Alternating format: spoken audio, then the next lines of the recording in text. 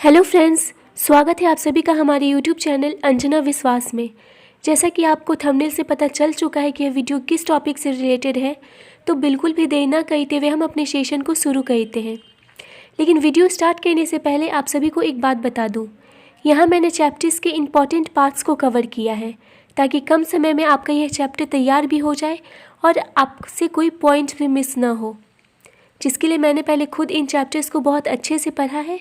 उसके बाद मैंने इसका शॉर्ट नोट्स तैयार किया है। तो चलिए हम इस सेशन को शुरू करते हैं। आज हम पढ़ेंगे हिस्ट्री क्लास 6 के चैप्टर 8 को, जिसका नाम है खुशहाल गांव समृद्ध शहर। फ्रेंड्स, इसके पहले हमने चैप्टर 1 से लेकर चैप्टर 7 तक बिल्कुल अच्छे से कवर कर लिया था। अगर आप में से किसी ने उन वीडियोज़ को मिस कर दिया है तो आप हमारे चैनल की प्लेलिस्ट में जाकर के उन वीडियोज़ को देख सकते हैं। तो चलिए आज की टॉपिक की शुरुआत करते हैं। सबसे पहले हमें जानना है कि लोहे का प्रयोग कब आरंभ हुआ था। तो याद रखिएगा, आज से 3000 वर्ष पहले लोहे का प्रयोग आरंभ हो गया था, लेकिन 2500 वर्ष पहले लोहे के औजारों के उपयोग में बढ़ोतरी के प्रमाण मिलते हैं। कहने का तात्पर्य है कि 3000 साल पहले भले ही लोहे का प्रयोग आरंभ हो गया था, लेकिन लोग थोड़ी बहुत चीज़ें लोहे के बनाया करते थे। लेकिन अगर हम प्रमाण देखें तो आज से 2500 वर्ष पहले हमें लोहे के औजारों के अधिकतम प्रमाण मिलते हैं, यानी कि लोहे का जो प्रयोग था वो बहुत ही बड़े तादाद में शुरू हुआ था 2500 वर्ष पहले। जैसे कि जंगल की सफाई हेतु कुल्हाड़ियाँ व हंसिया, हलों के फाल आदि बनाए जाते थे। हमने पिछले अध्याय में भी पढ़ा था कि कृषि हेतु जो हलों का प्रयोग किया जाता था, अब उसमें लोहे के फाल लगाए जाने लगे थे, जिससे कि कृषि कार्य में किसानों को सहूलियत हो रही थी। साथ ही कुल्हाड़ियाँ प्रयोग की जाती थी बड़े बड़े पेड़ों को काटने के लिए, वहीं हंसिया का प्रयोग किया जाता था छोटे पौधों को काटने के लिए। तो इस तरीके से अब लोहे का जो औजार था वो मैक्सिमम बनने लगा था, जिससे कि लोगों की जीवन आसान हो रहा था, खास तौर से किसानों का। तो देखिए, कृषि उत्पादन को बढ़ाने हेतु सिंचाई की व्यवस्था भी की गई। सिंचाई हेतु नहरें, कुएं, तालाब तथा कृत्रिम जलाशय बनाए गए। देखिए, कृषि को उत्पादन बढ़ाना था, कृषि भी उत्पादित हो रहा था, लेकिन पहले क्या होता था, अनाज फसल कम मात्रा में होते थे। लेकिन जब हम लोहे के औजार बनाने लगे तो अब जो काम आदमियों को हाथ से करने में 2-3 दिन लग जाता था, वो काम अब लोहे के औजारों की मदद से बहुत जल्दी होने लगा था। तो कृषि की उत्पादन क्षमता बढ़ने लगी थी। लेकिन कृषि की उत्पादन क्षमता और बढ़े, इसके लिए सिंचाई की व्यवस्था की गई, और सिंचाई करने हेतु नहरें, कुएं, तालाब और बहुत सारे कृत्रिम जलाशय बनाए गए। तो अब आप याद रखिएगा कि कृषि कार्य कैसे आसान हुआ। जैसे कि नए औजार आए लोहे के, और जैसे कि हमने पिछले अध्याय में पढ़ा था कि रोपाई शुरू कर दी गई थी, और फिर हलों के में अब जो फाह लगे होते थे वो लोहे के लगाए जाने लगे थे, और अब चूँकि सिंचाई व्यवस्था भी आरंभ कर दी गई थी, तो इस प्रकार से जो कृषि उत्पादन था वो बहुत ही ज़्यादा होने लगा था। अब पहले के मुकाबले में फसलों का उत्पादन अत्यधिक मात्रा में हो रहा था। समृद्ध गांवों के बिना राजाओं तथा उनके राज्यों का बने रहना मुश्किल था। देखिए, आज भी हम लोग शहर में रहते हैं, तो हम जो अनाज खाते हैं वो कहाँ से आता है, गांव में लोग उगाते हैं। तो यहाँ पे कहने का तात्पर्य है कि अगर गांव में का अस्तित्व ना हो, गांव अगर समृद्ध ना हो, तो शहर में रहने वाले लोगों का, अर्थात राजा या फिर उनका जो राज्य होता है, उसका बने रहना बहुत ही मुश्किल हो जाता। ऐसा किस लिए? क्योंकि राज्य में जो लोग अनाज खाते हैं, जो फसलों का उपयोग करते हैं, वो फसल कहाँ से आते हैं? गांव से आते हैं। किसान उसे उगाते हैं, उसके बाद वो मार्केट में लाते हैं, जहाँ से कि हम लोग उसे उपयोग करते हैं। तो पहले भी यही होता था। अगर गांव समृद्ध नहीं होता तो राजा और उनके राज्यों का बने रहना मुश्किल था। अब आप इस टर्म को बहुत ही अच्छे से समझ गए होंगे कि गाँव समृद्ध क्यों होने चाहिए।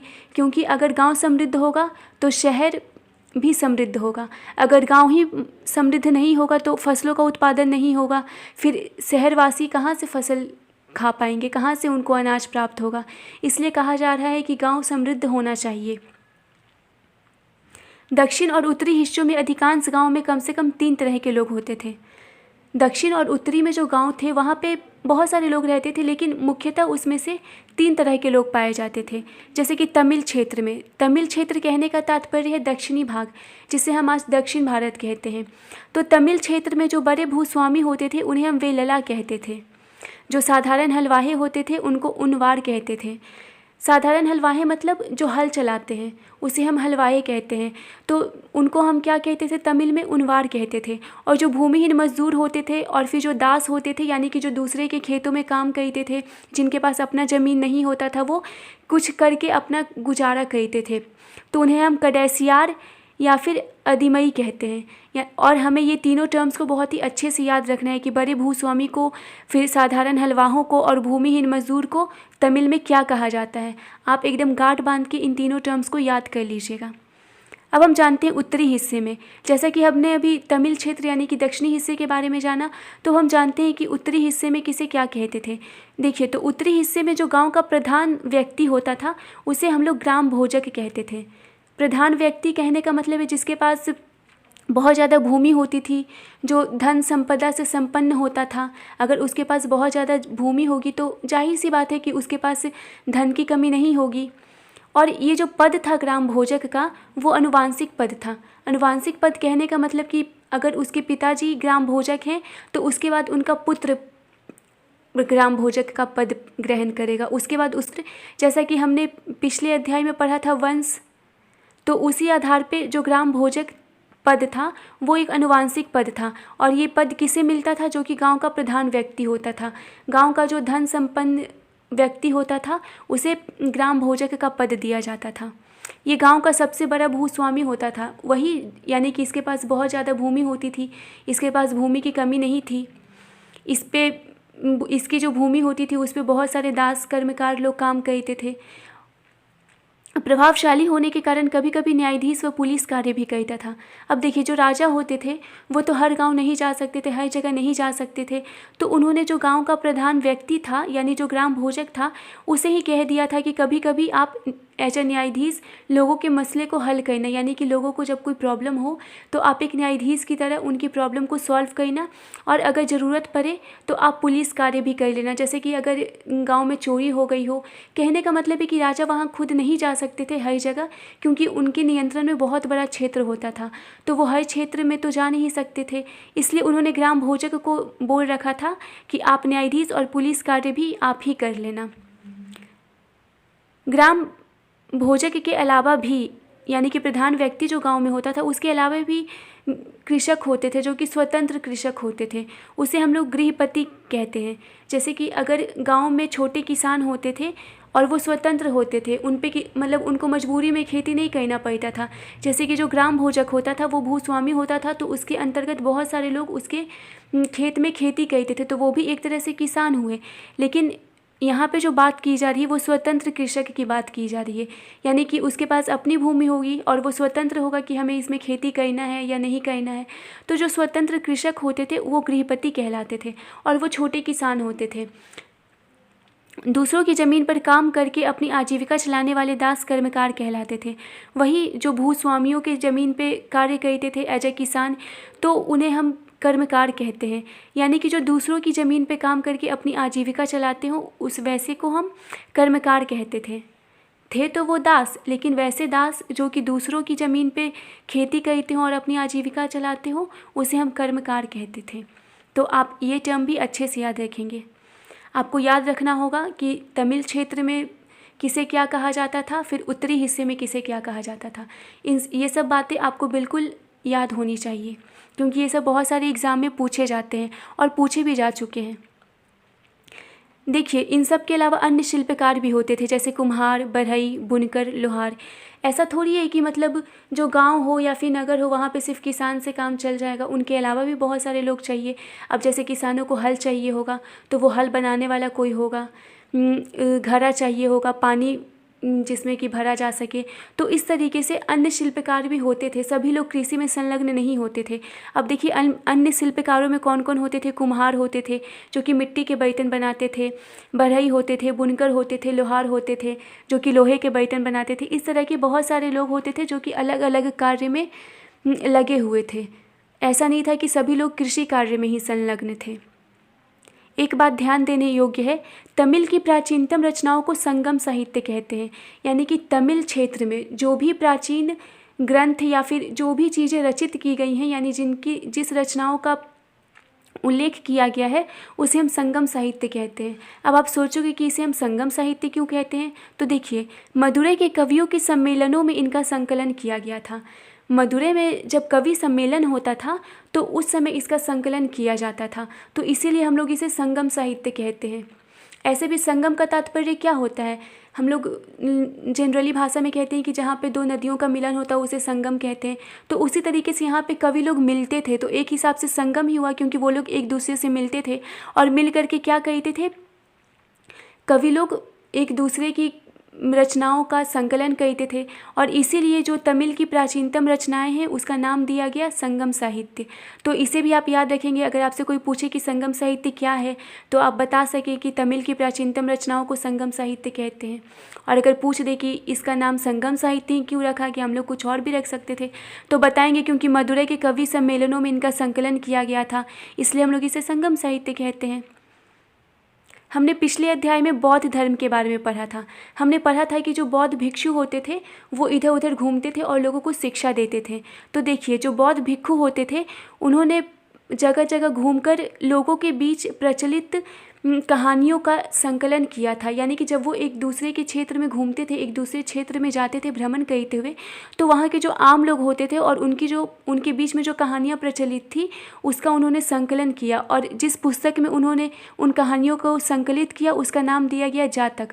तो अगर हमसे कोई पूछे कि जातक क्या है तो हम लोग आसानी से बता सकते हैं कि ये बौद्ध धर्म से संबंधित है, जिसमें बौद्ध भिक्षुओं ने आम लोगों में प्रचलित कहानियों को संकलित किया है।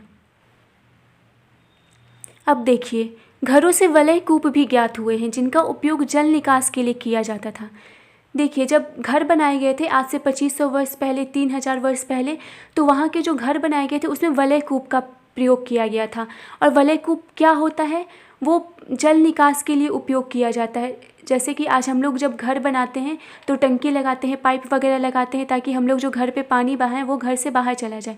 तो उस समय तो पाइप की व्यवस्था थी नहीं, तो उस समय के लोगों ने अपने घरों में वलय कूप बनाया था जिसके उपयोग से जल बाहर चला जाता था। मतलब घर पे वो जो भी जल का उपयोग करते थे वो जल बाहर की ओर निकास कर दिया जाता था वलय कूप के माध्यम से। पहले सिक्कों के आधार पर संपत्ति का मूल्यांकन होता था, यानी कि जिसके पास जितने अधिक सिक्के होते थे उसे उतना धनवान समझा जाता था। सबसे पुराने सिक्के आहत सिक्के थे, यानी कि सबसे पुराना सिक्का कौन सा सिक्का था, आहत सिक्का था। अगर हमसे पूछा जाए कि प्राचीनतम सिक्का कौन सा था तो हम लोग बताएंगे आहत सिक्का। ये लगभग 500 साल तक चला था। कहने का तात्पर्य है कि जो आहत सिक्के थे वो 500 साल तक उनका प्रचलन रहा था। चांदी और तांबे के सिक्कों पर विभिन्न आकृतियों को आहत यानी ठप्पा लगाकर बनाए जाने के कारण इन्हें आहत सिक्का कहा जाता था। आहत सिक्के हम लोग क्यों कहते थे, हम लोग बस सिक्का भी कह सकते थे, लेकिन उसे आहत सिक्का इसलिए कहा जाता था क्योंकि उन पे विभिन्न आकृतियों को आहत करके यानी कि ठप्पा लगा करके बनाया जाता था। यानी कि उस पर चित्र उकेरे जाते थे। किस तरीके से उकेरे जाते थे, ठप्पा लगाकर, यानी कि उन पे आहत किया गया, वार किया गया। ठप्पा लगाने का मतलब क्या होता है, उस पर चित्र उकेरने के लिए ठप्पा लगाते थे और इसी कारण उन सिक्कों को आहत सिक्का कहा जाता था।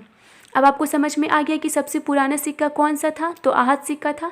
और इसका नाम आहत सिक्का क्यों था, क्योंकि इस पर ठप्पा लगाकर विभिन्न आकृतियों का निर्माण किया जाता था। ये सिक्के सामान्यतः आयताकार, वर्गाकार या गोल होते थे। अभी जो हम लोग सिक्के देखते हैं वो गोल होता है, लेकिन पहले जो आहत सिक्के थे उनका कोई शेप नहीं निर्धारित नहीं था। वो गोल भी होते थे, वर्गाकार भी होते थे, आयताकार भी होते थे। यानी उनको रेक्टेंगुलर शेप भी दे दिया जाता था, कभी स्क्वायर शेप भी दे दिया जाता है, कभी सर्कल के शेप में उसे रखा जाता था। अब हम पढ़ते हैं नगर अनेक गतिविधियों का केंद्र, यानी कि नगर एक होता था लेकिन उसके अंदर बहुत सारी गतिविधियां चलते रहती थी। यानी हम कह सकते हैं कि वो अनेक गतिविधियों का केंद्र था। कैसे, जैसे कि यहाँ पे मथुरा का एग्जाम्पल लिया गया है। 2500 साल से भी अधिक समय तक महत्वपूर्ण नगर रहा। जो मथुरा था वो उस समय 2500 साल से भी अधिक समय तक वो महत्वपूर्ण रहा था। अब 2500 साल तो बहुत मायने रखते हैं, तो हम जानते हैं कि आखिर ये 2500 साल तक क्यों महत्वपूर्ण रहा था। क्योंकि यातायात और व्यापार के दो मुख्य रास्तों पर स्थित था। ये जो मथुरा नगर था वो यातायात और व्यापार के मुख्य रास्ते पे स्थित था। यानी कि एक रास्ता उत्तर पर पश्चिम से पूर्व की ओर, वहीं दूसरा रास्ता उत्तर से दक्षिण की ओर चला जाता था। यातायात क्या, जैसे कि हम लोग आज भी गाड़ी का उपयोग करके एक स्थान से दूसरे स्थान पे जाते हैं। अगर जहाँ की सड़कें पक्की नहीं होगी तो हम लोग कैसे वहाँ पे यातायात का उपयोग कर पाएंगे, या फिर रास्ते में सड़क बंद कर दी जाए और फिर तो हम लोग कैसे वहाँ से ट्रैवल करेंगे। तो ये जो मथुरा था ये यातायात और व्यापार के लिए बहुत ही महत्वपूर्ण था। व्यापार करने के लिए भी हमें एक स्थान से दूसरे स्थान जाना पड़ता है और एक स्थान से दूसरे स्थान जाने के लिए हमें यातायात की आवश्यकता पड़ेगी। तो मथुरा शहर जो था वो ऐसी जगह पे मौजूद था जहाँ से कि अगर उत्तर पश्चिम से पूर्व की ओर इंसान जाना चाहे तो आसानी से जा सकता था। वहाँ यातायात भी मौजूद था, तो व्यापारियों के लिए वो जगह बहुत अच्छा था। वो उसकी सहायता से दूसरे स्थान पे भी चले जा सकते थे। और दूसरा रास्ता भी था जो कि उत्तर से दक्षिण की ओर जाता था। यानी कि कहने का मतलब कि मथुरा ऐसे स्थान पे था जहाँ से कि हम हर जगह जा कर के व्यापार कर सकते थे। वो ऐसे क्षेत्र में स्थित था कि वहाँ से कहीं भी आने जाने का रास्ता था और हम यातायात का उपयोग कर सकते थे, जो कि व्यापारियों के लिए बहुत ही ज़्यादा महत्वपूर्ण था। मथुरा का जो नगर था वो चारों ओर से किलेबंदी किया गया था। जाहिर सी बात है कि वो एक महत्वपूर्ण नगर था, तो किलेबंदी किया गया था। किलेबंदी पहले क्यों किया जाता था, जैसा कि हमने पिछले अध्याय में पढ़ा था, ताकि दूसरा राजा उस पर अटैक ना कर सके। और फिर राजा कभी कभी अपने क्षेत्र को दिखाने के लिए कि हमारा क्षेत्र बहुत ही अच्छा है, हम वो किलेबंदी करवाए करते थे। और मेन क्या होता था कि राजा वह उस क्षेत्र में अच्छे से नियंत्रण कर सकते थे, इसलिए भी राजा किलेबंदी करवाते थे। तो हम याद रखेंगे कि मथुरा में भी चारों ओर किलेबंदी की गई थी। वहाँ से हमें अनेक मंदिर के साक्ष्य मिले हैं। साथ ही वो बेहतरीन मूर्तियों बनाने का केंद्र था, यानी कि मथुरा में बहुत सारी मूर्तियाँ भी बनाई जाती थी। इससे भी एक सवाल बन सकता है कि कौन सा ऐसा नगर था जहाँ पे कि बहुत ही अच्छी अच्छी मूर्तियाँ बनाई जाती थी, तो उसका उत्तर होगा मथुरा। आसपास के किसान व पशुपालक शहर में रहने वालों के लिए भोजन जुटाते थे। जैसा कि हमने पहले पढ़ा कि गांव समृद्ध होना चाहिए, तभी नगर का विकास हो सकता है और नगर भी अस्तित्व में रह सकता है, क्योंकि यहाँ भी किसान और पशुपालक शहर में लिए भोजन का उत्पादन करके भेजते थे। गांव में वो फसल उगाते थे, पशुपालक पशुओं का पालन करते थे, जैसे कि दूध का भी हो गया, तो वो सब उत्पादित करके नगरों में भेजा करते थे, तो नगर के लोग उसका उपयोग करते थे। कहने का मतलब है कि आसपास के जो किसान और पशुपालक थे उस पर डिपेंड थे शहर के लोग भोजन के लिए, और वही लोग वहाँ के लिए भोजन इकट्ठा भी करते थे, भोजन जुटाते भी थे। 2000 साल पहले मथुरा कुषाणों की राजधानी थी। आज से 2000 साल पहले जो मथुरा थी वो कुषाणों की राजधानी थी। कुषाण वंश के बारे में हम अगले अध्याय में पढ़ेंगे, इसके बाद का जो चैप्टर उसमें हमें पढ़ना है। फिलहाल हमें इतना याद रखना है कि 2000 साल पहले मथुरा कुषाणों की राजधानी थी। मथुरा धार्मिक केंद्र भी रहा था। बौद्ध विहार और जैन मंदिर हमें यहाँ से मिले हैं। आज भी हम अगर मथुरा जाते हैं तो वहाँ पे हमें बहुत सारे मंदिर मिलते हैं। आज भी हम उसे एक धार्मिक स्थल के रूप में ही पहचानते हैं। कृष्ण भक्ति का महत्वपूर्ण केंद्र है। आज भी वहाँ पे कृष्ण भगवान की बहुत सारी मंदिर हैं जहाँ पे कि लोग कृष्ण भक्ति में, और आज भी वहाँ के लोग कृष्ण भक्ति में लीन रहते हैं। तो इसका इतिहास शुरू से ही ऐसा रहा है, शुरू से ही ये धार्मिक केंद्र के रूप में रहा है। वहाँ से हमें बहुत सारे बौद्ध विहार, जैन मंदिर मिले हैं। विहार का मतलब भी हमने पिछले अध्याय में पढ़ा था कि वैसे स्थल जहाँ पे कि बौद्ध भिक्षु लोग निवास करते थे, उनके शरणार्थी स्थल को हम लोग विहार कहते हैं। तो वहाँ से हमें बहुत सारे बौद्ध विहार और जैन मंदिर की प्राप्ति हुई है। वहाँ कृष्ण भक्ति का एक महत्वपूर्ण केंद्र है। प्रस्तर खंडों तथा मूर्तियों पर अनेक अभिलेख मिले हैं। प्रस्तर खंड यानी कि पत्थर का टुकड़ा, और मूर्तियों पर बहुत सारे अभिलेख मिले। अभिलेख हम जानते हैं जो कठोर सतह पर लिखा जाता है उसे हम अभिलेख कहते हैं। और उन अभिलेखों में हमें जो साक्ष्य मिले हैं उसमें बताया गया है कि मठों या मंदिरों को दिए जाने वाले दान, यानी कि उसमें ये लिखा हुआ है कि किसने मंदिर में कितना दान किया है। यानी कि आज भी हम लोग मंदिर में दान करते हैं, बहुत सारे लोग हैं जो मंदिर में दान किया करते हैं। तो उस समय जो प्रस्तर खंड और मूर्तियों पे से अभिलेख प्राप्त हुए हैं उसमें यही सब का उल्लेख है कि किसने मंदिर में कितना दान दिया है। साथ ही अन्य शिल्पकारों का भी उल्लेख प्राप्त होता है, जैसे कि बहुत सारे शिल्पकार पाए जाते थे। सब लोग कृषि कार्य में ही नहीं संलग्न थे, उनके अलावा भी बहुत सारे शिल्पकार होते थे, जैसे सुनार, लोहार, बुनकर, इत्र बनाने वाले, माला व टोकरी बनाने वाले। तो इनका भी उल्लेख हमें अभिलेख पे ज्ञात होता है। कहाँ से? मथुरा से। मथुरा से प्राप्त अभिलेखों में हमें इन शिल्पकारों का भी उल्लेख प्राप्त होता है। अब हम पढ़ते हैं शिल्प तथा शिल्पकारों के बारे में।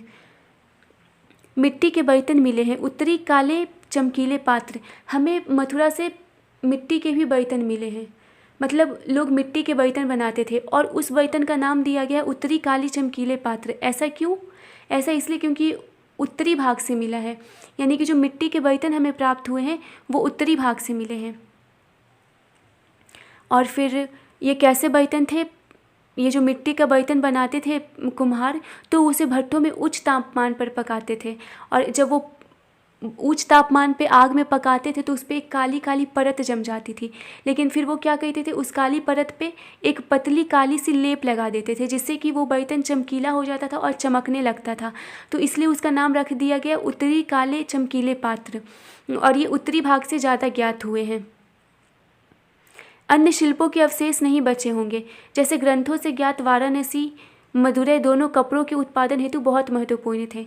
अब देखिए, वो मिट्टी का बर्तन था, फिर लोहे के औजार थे, इसलिए हमें प्राप्त हो गए। लेकिन आपको लगता है कि आज से 3000 वर्ष पहले जो कपड़े होंगे वो हमें ज्ञात हो पाएगा? नहीं, क्योंकि वो बर्बाद हो गए होंगे, कहीं मिट्टी में दब के, कहीं किसी तरीके से उसकी लाइफ ज़्यादा दिन तक नहीं होती है, तो वो बर्बाद हो गया होगा। इसलिए हमें ग्रंथों से तो ज्ञात होता है कि वाराणसी उत्तरी क्षेत्र में और मदुरै दक्षिणी क्षेत्र में कपड़ों के उत्पादन हेतु महत्वपूर्ण थे, लेकिन हमें इसका कोई साक्ष्य प्राप्त नहीं हो पाया है।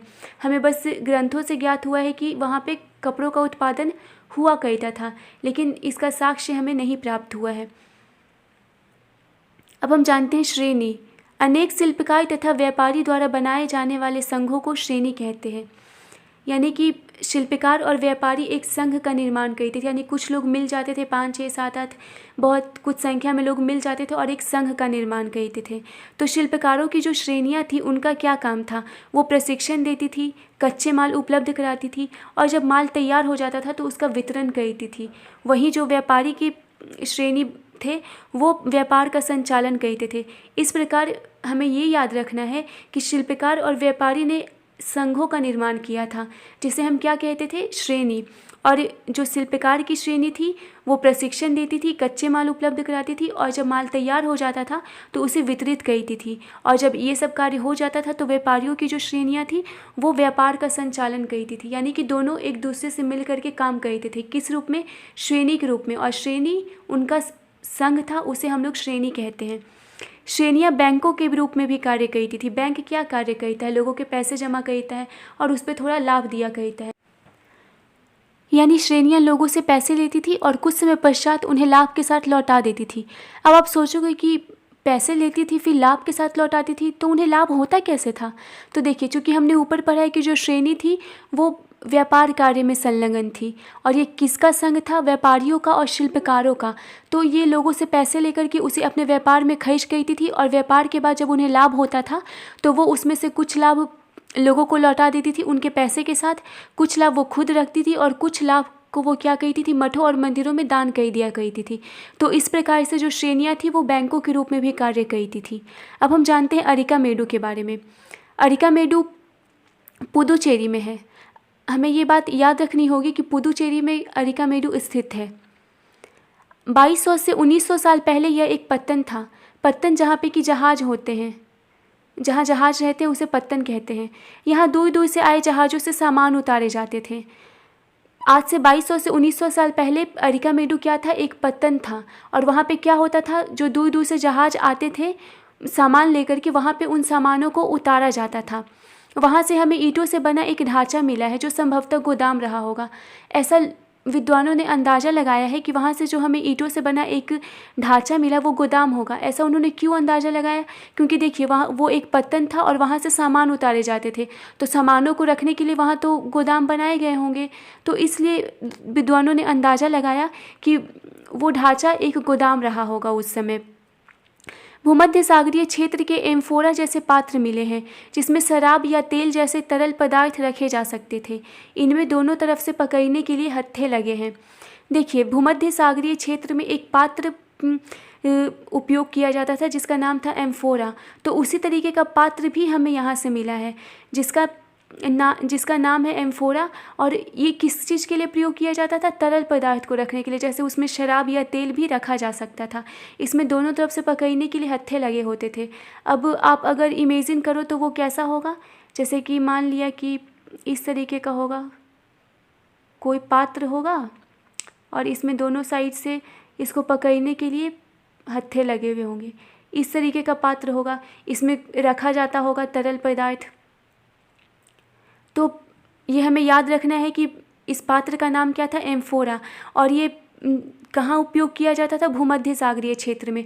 और फिर ये पात्र हमें कहाँ से प्राप्त हुआ है, अरिकामेडु से, जो कि कहाँ है, पुदुचेरी में।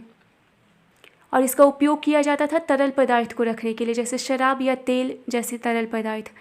एरेटाइन जैसे मुहर लगे लाल चमकदार बर्तन भी मिले हैं, यानी कि हमें लाल चमकदार बर्तन मिले हैं जिसपे कैसा मुहर लगा हुआ है, एरेटाइन। अब जब इस पात्र का नाम एरेटाइन है तो ऐसे पात्र इटली में बनता होगा, और इटली के किस शहर में बनता होगा, एरेटाइन के शहर में बनता होगा। तो इसीलिए इस पात्र का नाम क्या पड़ गया होगा, एरेटाइन पात्र। और ऐसे पात्र हमें कहाँ से मिले हैं, अरिकामेडु से मिले हैं। तो हमें चूँकि ये इटली के शहर एरेटाइन में बनने वाले पात्र के जैसा ही था, तो इसलिए इसका भी नाम एरेटाइन पात्र दिया गया है। तो इस बात को भी हमें बिल्कुल ही अच्छे से याद रखना होगा कि एरेटाइन पात्र हमें कहाँ से मिले हैं, तो अरिकामेडु से मिले हैं। और जैसा कि हमें याद है कि अरिकामेडु पुदुचेरी में है, तो इन सब बातों को हमें याद रखना है, क्योंकि ये सब इम्पॉर्टेंट फैक्ट्स हैं और ये एग्ज़ाम में पूछे जाएंगे। ऐसे बर्तन भी मिले हैं जिनका डिज़ाइन तो रोम का था, किंतु वे यहीं बनाए जाते थे। यहाँ रोमन लैंप, शीशे के बर्तन तथा रत्न भी मिले हैं। देखिए, ऐसे बहुत सारे बर्तन मिले हैं जिसका डिज़ाइनिंग रोम का था, यानी कि रोम में जैसे बर्तन बनाए जाते थे वैसे बर्तन भी यहाँ से मिले हैं। लेकिन वो बर्तन वहाँ से नहीं आए थे, बल्कि यहीं पे बनाए गए थे। इससे हमें क्या पता चलता है, यानी कि उस समय जो व्यापार होता था वो रोम से भी होता था, तभी तो वहाँ के कुछ लोग यहाँ आते होंगे और यहाँ के कुछ लोग वहाँ जाते होंगे और एक दूसरे जगह से सामान खरीद कर लाते होंगे। फिर यहाँ के लोगों ने देखा होगा कि अरे ये तो बहुत ही अच्छा पात्र है, तो यहाँ के लोगों ने भी वैसे बर्तन बनाना शुरू कर दिया होगा, तभी तो वहाँ के डिजाइन का पात्र यहाँ बनने लगा था अरिकामेडु में। तो यहाँ से हमें रोम जैसे बर्तन भी मिले हैं, जिसमें कि रोमन लैंप है, शीशे का बर्तन भी मिला है और बहुत सारे रत्न भी मिले हैं, जिसकी समानता कहाँ से है, रोम से है। छोटे छोटे कुंड भी मिले हैं जो शायद कपड़े की रंगाई के पात्र थे। हम लोग तो जानते हैं कि उस समय कपड़े भी लोग बहुत बड़े तादाद पे बना रहे थे, और फिर कपड़ों का उपयोग भी बहुत बढ़ गया था, तो लोग रंग बिरंगे अच्छे अच्छे कपड़े बना रहे होंगे।